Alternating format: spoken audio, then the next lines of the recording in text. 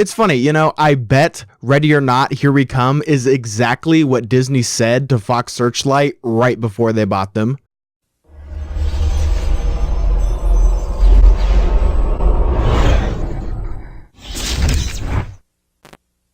Ready or Not is the newest film from Fox Searchlight Pictures, and this movie is directed by Tyler Gillett and Matt Bettinelli, and this film follows a recently married bride who, on the night of her wedding, unbeknownst to her, must compete in a deadly game of hide and seek. The directing duo who are at the helm of this film are also the same two young filmmakers who were behind movies such as 2014's Devil's Due, 2015's Southbound, as well as the horror anthology film VHS, the latter of which being the most watchable out of the three. These two are back with a pretty fun premise and a trailer that actually kind of wowed me. This is a film that I was very much looking forward to. And in the vein of something like You're Next, we have a contained horror comedy. This film relying much more on the comedy about a dysfunctional family who tries to kill each other in the most brutal ways. If that sounds cool to you, welcome. If it does not, then I don't really think that we can be friends. This is a really violent film that prides itself on being just that, shocking and gruesome all the way up until the credits start to roll. All of which is anchored by ridiculous characters, a healthy dose of tension, and a dynamite performance from Samara Weaving, who is wonderful in this film. This is quite a weighty role in that she has to have this sort of balancing act. Throughout this film, we see her transition from charismatic newlywed to a blood-soaked killer in the matter of 90 minutes. Adam Brody is also another standout in this film who kind of portrays this devilish brother with a chip on his shoulder. His character too goes on an interesting journey and went from someone that easily could have been just another cliche character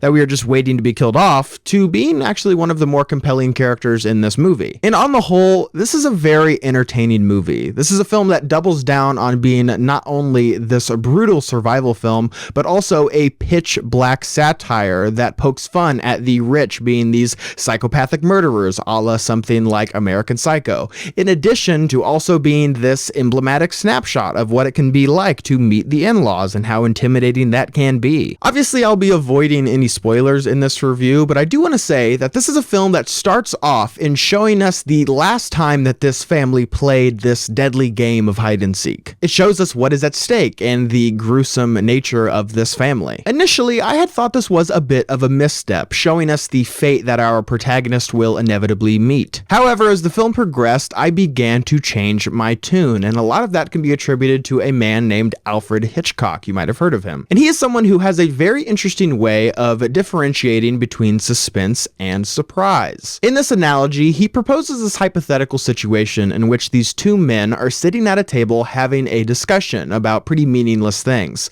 All of a sudden, their conversation is interrupted by a bomb that is sitting under the table that explodes, killing everyone in the room. Alfred Hitchcock says that in doing this, you're giving the audience about 10 or so seconds of surprise. However, suspense would be telling the audience that in 5 minutes, this bomb is going to go off. All of a sudden, the conversation that they're having becomes a lot more important. Ready or Not implements a similar tactic with the initial scenes of this film. As audience members, we are shown what will inevitably happen to our leading lady, and we get some dramatic irony because of it. We know something that the main characters in this film don't necessarily know. But in doing this, we also get a great deal of suspense, and in this film's case, a lot of humor as well. This film uses violence as a means of comedy. This is also a movie that maintains and sets its tone very well, that of being this very dark comedy that is soaked in brutality and blood. An example of this being one character in this film who continues to perpetually accidentally kill these random maids. It made me laugh every time. I thought it was a great bit. This film also very heavily relies on showing this family, pretty much on the whole, as being very incompetent. Most, if not all of them, are these bumbling idiots who don't even know how to use the weapons that they are given. Now, comedically, this works really well. It's funny seeing these rich morons fail so completely at carrying out this ritual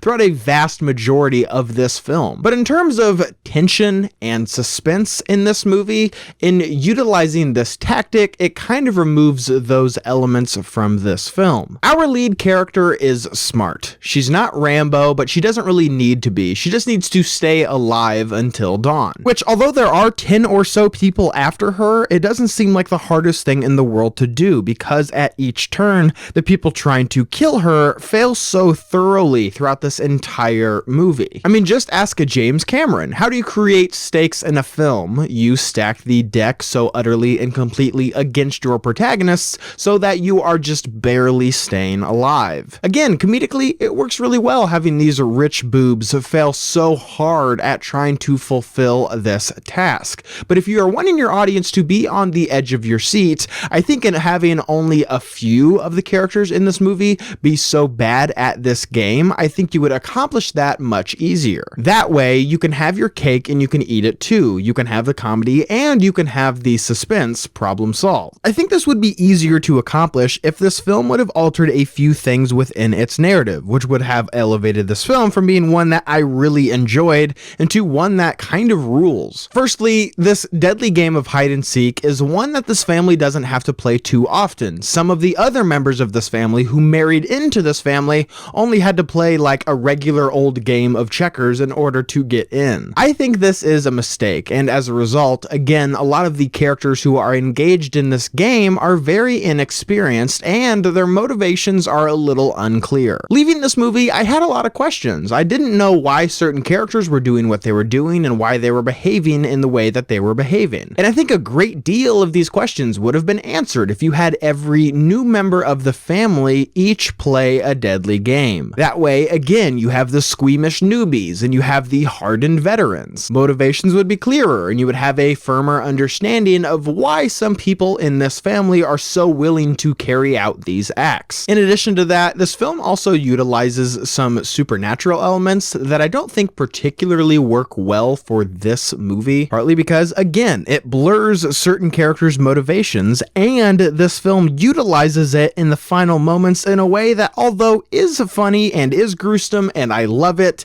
it comes at a cost. Throughout the entirety of this film, I would have preferred this movie to have more of these brutal kills kind of sprinkled throughout it. Because barring the unfortunate demise of some of the maids in this movie, there isn't much in the way of these crowd-pleasing kills in this film. I would have preferred to see something like last year's Revenge, which is another movie that kind of bathes in its own blood and its own carnage. I think there's a lot to like about Ready or Not. I love its gothic, classic setting, complete with medieval weapons. I love how funny this film is, and the fact that it is one of the few movies this year to incite a belly laugh from me. I love how gory and how brutal this movie can be at times. I love the performances in this film, particularly from Samara Weaving. But again, this film does make some narrative choices that I think barely, just barely restrict this film from being one that I really like and had a lot of fun with into being one that, again, kind of rules. So did you guys see Ready or Not? What did you think about it? Leave your thoughts and opinions down below. And as always, guys, thank you so much for watching today. I hope you liked today's video. And if you did, you can click on the link down below and subscribe to my channel to see more movie reviews and movie related things. You guys, thank you so much for watching and see you next time.